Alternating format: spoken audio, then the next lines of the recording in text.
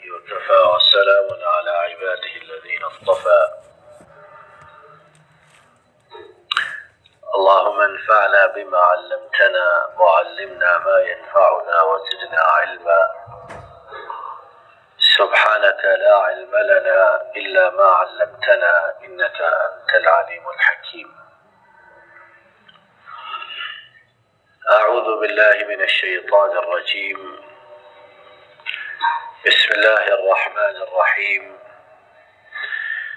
وإذ يقول المنافقون والذين في قلوبهم مرض ما وعدنا الله ورسوله إلا غرورا. مختصر سے لمحات میں اللہ کی توفیق سے بات یہ کہنی مقصود و مطلوب ہے کہ ہمارے بدن کے اندر جو ایک چھوٹا سا لوتھڑا ہے گوشت اور خون کا، جسے ہم دل کے نام سے پکارتے ہیں، اسے بیماریوں سے محفوظ رکھنے کے لیے ہم کتنے جتن اور کوشش کرتے ہیں۔ اللہ تعالیٰ سب کو محفوظ رکھے۔ تھوڑی سی تکلیف ہو، بیماری کا احساس ہو تو کس طرح ڈاکٹر کی طرف بھاگتے ہیں، چیک اپ ہو، یہ ہو وہ ہو، اچھی بات ہے، اور پھر اس کے علاج پر ہزاروں لاکھوں یا اس سے بھی زیادہ کے اخراجات اٹھتے ہیں۔ استطاعت نہیں بھی تو قرض لے کر لوگوں سے تعاون حاصل کر کے اس بھی دل کی بیماری کو ختم کروانے کی کوشش کرتے ہیں۔ آئیے دیکھتے ہیں کہ دل کی بیماریاں جو انسان کو روحانی طور پر لگتی ہیں اور جن کا علاج سوائے اللہ اور اس کے رسول کی بات کو ماننے کے علاوہ کچھ نہیں، وہ بیماریاں کیا ہیں۔ اور ہم میں سے بہت سے، اللہ ہم سب کو ہدایت دے، ہم میں سے بہت سے ایسے ہیں کہ ان بیماریوں کو جانتے سمجھتے ہیں لیکن انہیں کوئی حیثیت دینے کے لیے تیار نہیں کہ یہ ایسے ہی ہے، ٹھیک ہو جائے گا، یہ کر لیں گے وہ کر لیں گے۔ ان بیماریوں کے علاج کی کوشش نہیں کرتے ہیں، اور نتیجہ کیا نکلتا ہے کہ پہلے چھوٹی بیماری پھر بڑی، حتیٰ کہ وہ بیماریاں صرف دل ہی پر نہیں بلکہ انسان کے سارے بدن پر حاوی اور قابض ہو جاتی ہیں۔ آگے ہو جائیں گے۔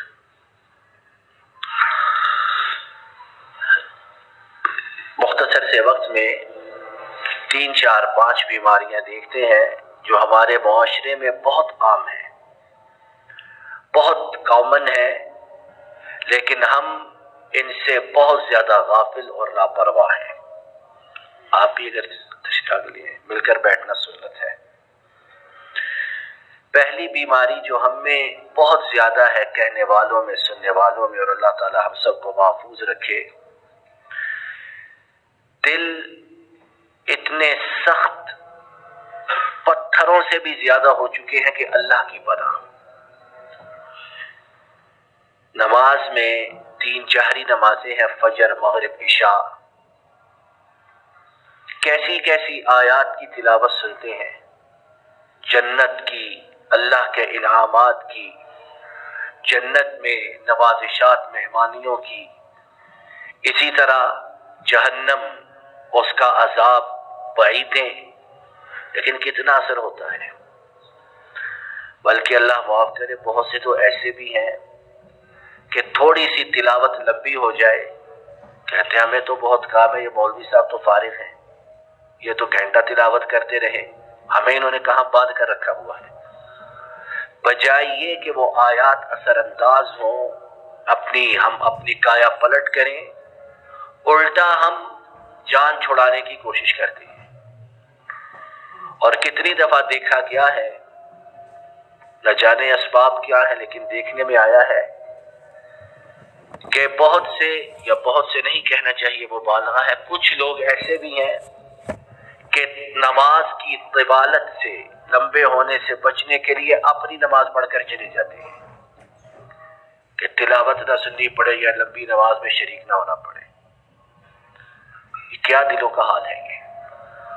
اور یہی لوگ اگر مسجد کے باہر کوئی گپے ہانکنے کی محفل جمی ہو، لوگ کھڑے ہوں، کوئی سیاسی نعرہ بازی ہو، تو گھنٹہ 2 گھنٹے گزر جاتے ہیں، حتیٰ کہ ممکن ہے مغرب کے بعد کھڑے ہوں، عشاء کا وقت آ جائے کھڑے رہیں گے، لیکن 5 منٹ مسجد میں قرآن سننا، دین کی بات سننا، یہ بہت مشکل ہے ان کے لیے۔ اور اللہ تعالیٰ نے جو روئے زمین کا بدترین گروہ ہے منافقین، ان کے بارے میں، اور یہ دوسروں پر بھی چسپاں ہوتی ہے، اور اللہ نے کرے کہ ہم پر بھی چسپاں ہو، ان کے بارے میں قرآن پاک کی سورہ بقرہ آیت نمبر 74 میں کیا بات ارشاد فرمائی؟ ثم قست قلوبهم من بعد ذلك فهي كالحجارة او اشد قسوة۔ فرمایا اللہ کی باتیں، اللہ کی آیات، اللہ کی نشانیاں رسول آنے کے بعد جب انہوں نے جھٹلایا تو کیا ہوا؟ پھر ان کے دل پتھروں کی مانند یا اس سے بھی زیادہ سخت ہو گئے۔ اور پھر اللہ تعالیٰ نے خود کہا وَإِنَّ مِنَ الْحِجَارَةِ لَمَا يَتَفَجَّرُ مِنْهُ الْأَنْهَارُ، بعض پتھر ایسے ہیں کہ ان میں سے چشمے پھوٹتے ہیں، وَإِنَّ مِنْهَا لَمَا يَشَّقَّقُ فَيَخْرُجُ مِنْهُ الْمَاءُ، اور بعض پتھر ایسے کہ پھٹ جاتے ہیں، ان میں سے پانی نکلتا ہے، وَإِنَّ مِنْهَا لَمَا يَهْبِطُ مِنْ خَشْيَةِ اللَّهِ، اور بعض پتھر بے جان چیز ہے، روح نہیں ہے، اللہ کی خشیت سے، بلندی سے زمین پر گر پڑتے ہیں کہ اللہ کہہ رہے ہیں۔ اور انسان پتھروں سے بھی زیادہ کیا گزرا، نمازوں میں، دروس، خطبات، بعض و تبلیغ میں کیا کیا باتیں سنتے ہیں۔ بہت سے ایسے ہیں مسجد کے دروازے سے نکلنے سے پہلے انہیں بھول چکا ہوتا ہے کیا کہا کیا سنا۔ تو پہلی دل کی بیماری جس سے مجھے آپ کو پناہ مانگنی چاہیے کہ دل اللہ کی بات کو، اللہ کے رسول کی بات کو سننے والے اور پھر ان پر عمل پیرا کرنے والے ہوں۔ اگر یہ چیز مجھ میں، آپ میں موجود نہیں تو ہمیں ڈرنا چاہیے کہ منافقین جو بدترین لوگ ہیں، ان کی نمایاں علامات میں سے ایک علامت ہم میں یہ موجود ہے، دلوں کی سختی۔ ایک دوسرے مقام پر سورہ مائدہ آیت نمبر 13 میں اللہ تعالیٰ نے مختلف گروہوں کا، یہودی دوسرے ان گروہوں کا ذکر کرتے ہوئے فَبِمَا نَقْضِهِمْ مِيثَاقَهُمْ لَعَنَّاهُمْ وَجَعَلْنَا قُلُوبَهُمْ قَاسِيَةً يُحَرِّفُونَ الْكَلِمَ عَن مَّوَاضِعِهِ وَنَسُوا حَظًّا مِّمَّا ذُكِّرُوا بِهِ۔ فرمایا جب انہوں نے اللہ کے عہد و پیمان کو توڑا، اللہ کی باتوں کو چھوڑا، کیا ہوا؟ اللہ نے ان پر لعنت کی۔ اللہ غفور الرحیم ہے، اللہ بندوں پر ماؤں سے کہیں زیادہ شفیق، وہ لعنت کر رہے ہیں۔ اور فرمایا بطور سزا ہم نے ان کے دلوں کو پتھر کر دیا، سخت کر دیا۔ کیوں؟ کہ وہ اللہ کی باتوں میں ہیر پھیر کرتے، الٹ کرتے، اور جو اللہ نے انہیں انبیاء کے ذریعے حکمت عطا فرمائی ان میں سے بہت سی چیزوں کو بھلا دیا۔ شاید یہی وجہ ہے کہ ہمارے ہاں گناہوں کی کثرت ہے، اور مزید ظلم کے گناہ کرنے کے بعد گناہ کا احساس بھی نہیں ہے۔ گناہ کیا ہے ہر کوئی ہم میں سے کرتا ہے، نہ جانے کتنے زیادہ ایک دن میں ہم کرتے ہیں، لیکن کم از کم گناہ کا احساس تو ہو۔ ہم میں اکثر میں وہ بھی نہیں رہا۔ کوئی روکے، کوئی ٹوکے، کوئی منع کرے تو کتنی ڈھیٹائی سے جواب دیتے ہیں کہ میں نے کیا کیا ہے، میرا حق ہے۔ اور آج کل یہ بیہودہ نعرے اور بیہودہ چیزیں جو پھیلائی جا رہی ہیں، میرا یہ اور میری مرضی اور میرا وہ اور میری مرضی، وہی ہے عقل کی بات؟ سب نشانیاں ہیں کہ دل پتھر سے بھی زیادہ سخت ہو چکے ہیں۔ بیمار دل جو ہے اس کی علامت یہ ہے کہ وہ دل شرم و حیا سے خالی ہو جاتا ہے۔ ویسے ممکن ہے بڑے ایٹیکیٹس والا ہو، بڑے مینرز والا ہو، لوگوں کی نگاہوں میں بڑا سوفسٹیکیٹڈ ہو، ڈیسنٹ بنا رہے، لیکن جو حقیقی شرم و حیا ہے اس سے وہ بیگانہ ہے، خالی ہے۔ اور مثال کیا ہم کہیں سنے دیں، سب جانتے ہیں بڑے بڑے شرم و حیا کے دعوے دار شادیوں بیاہوں میں کیا صورتحال ہوتی ہے، کیا ہوتا ہے؟ بڑے شرم و حیا والے ہیں، بڑی غیرت والا خاندان ہے، تو کیا ہوتا ہے شادی بیاہ میں؟ اسی طرح جب گھروں میں مرگ ہوتی ہے اس وقت شرم و حیا کے جنازے کس طرح اٹھتے ہیں۔ اور یہ دو ہی موقع ایسے ہیں جو انسان کے لیے آزمائش اور امتحان کی ہے، ایک بہت خوشی کا موقع اور ایک بہت غمی کا موقع، اور ان دونوں موقعوں پر اکثر اوقات ہم فیل ہوتے ہیں۔ اور کیا کیا ہمارے معاشرے میں شرم و حیا ہر روز اس کے تابوت اٹھتے ہیں۔ امام بخاری نے نبی کریم صلی اللہ علیہ وسلم سے روایت کیا کہ آپ نے فرمایا ان مما ادرک الناس من كلام النبوة الأولى اذا لم تستحي فاصنع ما شئت۔ آپ صلی اللہ علیہ وسلم نے فرمایا لوگوں نے پہلے نبیوں کی باتوں میں سے جو باتیں یاد کی پائیں، اور یہ پہلے نبیوں کی شریعت میں بھی اور ہماری شریعت کی بھی بات، کہ جب شرم و حیا ختم ہو جائے تو پھر جو چاہے کرو، پھر روک ٹوک ہی کوئی نہیں۔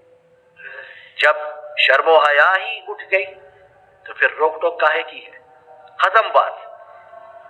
اور یہ چیز ہم اپنے معاشرے میں ہر فیلڈ میں، ہر شعبے میں دیکھتے ہیں۔ ملاوٹ کرنے والا ملاوٹ کر رہا ہے، کوئی دیکھ لے، کوئی روکے ٹوکے، کہتے ہیں نہیں لینی مجھ سے چیز نہ لو، کہیں اور سے لو جا کے، میں تمہیں باندھ کر لایا ہوں، مجھ سے لو، ہے کہ نہیں اس طرح؟ یہ ذخیرہ اندوز مہنگائی کرنے والے اپنی اپنی مرضی کے ریٹ لگاتے ہیں ہر دکان پر، کوئی کسی کے 20 زیادہ ہے، کسی کے 40 زیادہ ہے، پوچھا جائے بھائی ساتھ والی دکان میں تو یہ ریٹ ہے، گورنمنٹ نے میڈیا میں یہ ریٹ بتایا ہے، کہتے ہیں جاؤ وہیں سے لے لو، میں نے تمہیں کہا مجھ سے آ کر لو۔ شرم و حیا ختم ہو چکی ہے، اور پھر اس کی نتیجہ دیکھیں کہ بے برکتی ہے، جتنا کمایا جاتا ہے پتہ نہیں کہاں سے آتا ہے کہاں نکل جاتا ہے۔ تو دین کا معاملہ ہو، سیاست کا معاملہ، آپ لوگ زیادہ جانتے ہیں، ہر روز جو میڈیا میں دھما چوکڑی مچتی ہے، ہر روز جو پگڑیوں کو اچھالا جاتا ہے، ہر روز جو کیچڑ ایک دوسرے پر پھینک کر کپڑے لت پت اور گندے کیے جاتے ہیں، وہ کیا ہے؟ شرافت ہے یہ؟ ویسے بڑے سویلائزڈ ہیں، ویسے بڑے تہذیب یافتہ ہیں، ویسے بڑے فارن کوالیفائڈ ہیں، لیکن دیکھ لیجیے کیا ہوتا ہے یہ میڈیا کے اندر، جوتے اٹھا کر مارنے تک اور گلاس اور کیا کیا کچھ ہوتا ہے۔ کہاں ہے شرم و حیا؟ تو دوسری دل کی بیماری کہ انسان اس کا دل شرم و حیا سے خالی ہو جائے، پھر اس سے ہر بات کی امید ہے، خیانت، چوری، یعنی جہاں تک انسان کا ذہن جا سکتا ہے اس سے ہر گناہ کا صدور ممکن ہے۔ تیسری دل کی بیماری، اور اللہ معاف کرے جس میں سے ہم میں سے بہت سے لوگ مبتلا ہے اور احساس بھی نہیں رکھتے کہ وہ اس بیماری کا شکار ہے، وہ کیا ہے؟ وہ بخل اور طمع، لالچ، حرص کی بیماری ہے۔ جائز حدود میں انسان محنت کرے، پیسہ اکٹھا کرے، جائز کاموں میں خرچ کرے، اپنے کل کے لیے اولاد کے لیے بچا کر رکھے جائز حدود میں، تو شریعت نے اس سے منع نہیں کیا ہے، بلکہ آپ صلی اللہ علیہ وسلم نے ایک حدیث پاک میں خود ارشاد فرمایا کہ یہ نہ ہو کہ آج جوش میں آ کر سارا کچھ اللہ کی راہ میں دے دو اور کل لوگوں سے مانگتے پھرو۔ فرمایا یہ چیز ناپسندیدہ ہے، پلاننگ کرو، دیکھو کل کے لیے کیا بچانا ہے، اس میں کوئی حرج نہیں، اسلام اجازت نہیں بلکہ ترغیب دیتا ہے۔ لیکن ہمارا بخل، ہمارا طمع، ہمارا لالچ کہ لوٹ کھسوٹ کر، لوگوں کے حق غصب کر کے، لوگوں کی زمینیں ہتھیا کر، لوگوں کے حقوق پر ڈاکہ ڈال کے، کسی بھی قسم کے حقوق ہو، اپنا پیٹ، اپنا صحن، اپنا گھر بھر لیا جائے، لوگ جہنم میں جائیں۔ اور یہ طمع، لالچ، حرص، اس کی ایک اور بدترین صورت، بہت سے لوگ ایسے ہیں کہ دنیا کے کاموں میں خرچ کرنے کے لیے بڑے تیز بہادر دلیر ہیں۔ بچوں کے لیے شاپنگ کرنے کے تو جہاں 5,000 کی چیزیں خریدنی ہے 10، 15، 20,000 کی خریدنی۔ ٹھیک ہے، اگر ضرورت کے تحت ہو، اسراف تبذیر نہ ہو تو شریعت اس سے منع نہیں کرتی ہے، لیکن یہی لوگ جب دین کے معاملے پر خرچ کرنے کی باری آئے تو کیا ہوتا ہے، پھر 100 طرح کے بکھیڑے یاد آتے ہیں۔ ابھی فلاں کام گھر کا باقی ہے، ابھی فلاں شادی باقی ہے، ابھی فلاں فنکشن اٹینڈ کرنا غرض یہ کہ شیطان اتنا ڈراتا ہے کہ بیڑا غرق ہو جاتا ہے، اور سارا بخل، سارا طمع، سارا لالچ وہ دین کی راہ میں خرچ کرنے پر آتا ہے۔ یہ بہت بڑی بیماری ہے۔ دیکھیے قرآن پاک نے اس چیز کے، اس بیماری کے بارے میں کیا کہا ہے۔ سورہ آل عمران ہے، آیت نمبر 180، چوتھا پارہ، وَلَا يَحْسَبَنَّ الَّذِينَ يَبْخَلُونَ بِمَا آتَاهُمُ اللَّهُ مِنْ فَضْلِهِ وَخَيْرًا لَهُمْ بَلْ هُوَ شَرٌّ لَهُمْ سَيُطَوَّقُونَ مَا بَخِلُوا بِهِ يَوْمَ الْقِيَامَةِ۔ فرمایا یہ جن لوگوں پر اللہ نے اپنا فضل کیا ہے، نعمت عطا کی ہیں، وہ مالوں کو روک کر نہ رکھیں کہ یہ روکنا ان کے لیے خیر کا سبب ہے، خرچ کریں اپنی جائز ضروریات پر اور اللہ کی راہ میں۔ فرمایا یہ خیر کا سبب نہیں، بل ہوا شر لہم، یہ ان کے لیے شر اور برائی کا سبب ہے۔ اللہ تعالیٰ کہہ رہے ہیں، یعنی جو اللہ مال دیتا ہے، جو خالق ہے، کریٹر ہے، وہ کہہ رہا ہے کہ مال کو روکنا اس طرح وہ شر کا، برائی کا، بدی کا سبب ہے۔ وہ کہہ رہا ہے جس کا مال ہے، تو وہ زیادہ جانتے ہیں یا میں آپ زیادہ جانتے ہیں؟ بولیے کون زیادہ جانتا ہے؟ وہ کہہ رہے ہیں کہ برائی کا سبب ہے۔ اور پھر کیا کہا؟ کہا یہ مال جو تم جمع کر کر کے رکھتے ہو، بخل، طمع، لالچ کرتے ہو، جائز ضروریات یا دین کی راہ پر خرچ نہیں کرتے، قیامت کے دن اسی مال کا توق بنا کے گلوں میں ڈالا جائے گا، وبال بنے گا، یہ مال عذاب ہوگا اس کی وجہ سے۔ وَلِلَّهِ مِيرَاثُ السَّمَاوَاتِ وَالْأَرْضِ، اور اللہ ہی کے لیے ہے زمین و آسمان کی میراث، وراثت، جو کچھ ہے وہ اللہ ہی کے لیے ہے۔ اور نبی کریم صلی اللہ علیہ وسلم نے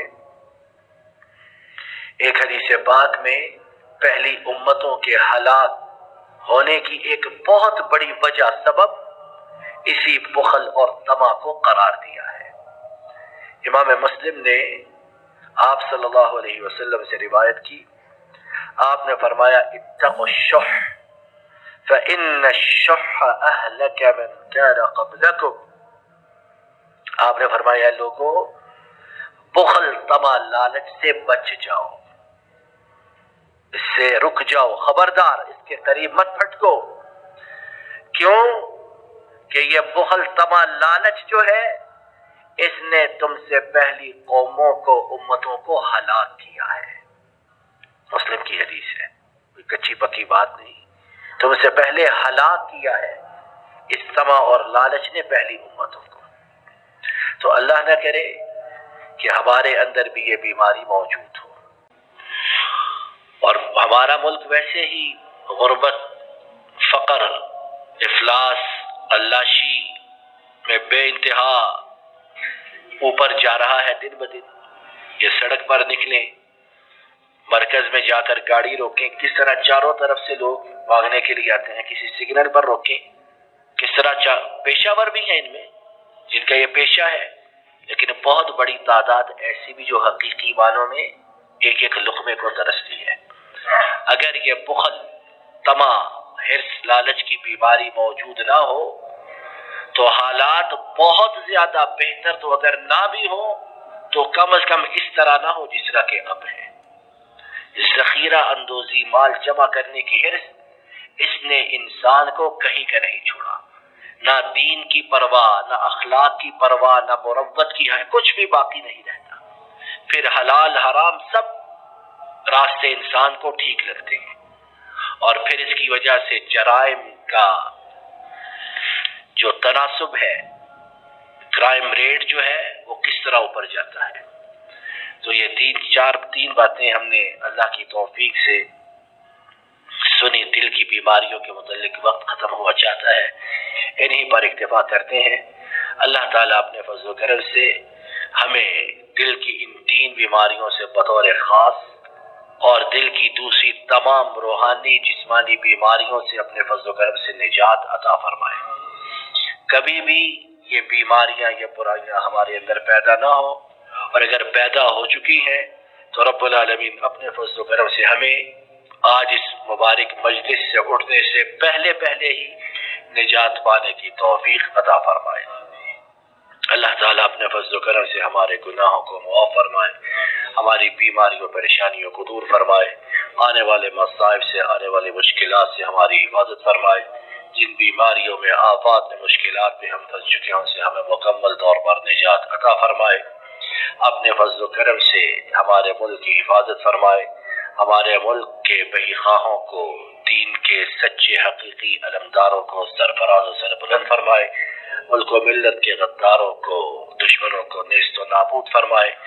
اپنے فضل و کرم سے تمام کائنات کے مظلوم و مقہور مسلمانوں کی نصرت و تائید فرمائے، ان پر ظلم و ستم کرنے والوں کو تمام دنیا کے لیے نمونہ عبرت بنائے۔ رب العالمین ہماری تمام فریاد و التجاؤں کو قبول فرمائے۔ اللہ کی توفیق سے کل کا جو درس ہوا جامع مسجد ایوب فتح جنگ میں، اس میں احباب کی ایک مناسب تعداد نے شرکت کی۔ اللہ تعالیٰ ان کا جانا، آنا، سننا، بات کا کہا جانا، سنا جانا اپنے فضل و کرم سے قبول فرمائے، اور جن لوگوں نے اس سارے پروگرام کے لیے محنت کی، کوشش کی، گاڑیوں کی صورت میں، وہاں بندوبست کی صورت میں، لوگوں کو جمع کرنے کی صورت میں، نام لکھنے کی صورت میں، اللہ تعالیٰ اپنے فضل و کرم سے تمام کے جان مال اس میں برکت عطا فرمائے، انہیں دنیا و آخرت میں تمام پریشانیوں سے، آفات سے محفوظ رکھے، اور دنیا و آخرت کی سرخروئی عطا فرمائے۔ وصلی اللہم علی نبینا محمد وعلی آلہ وصحبہ اجمعین۔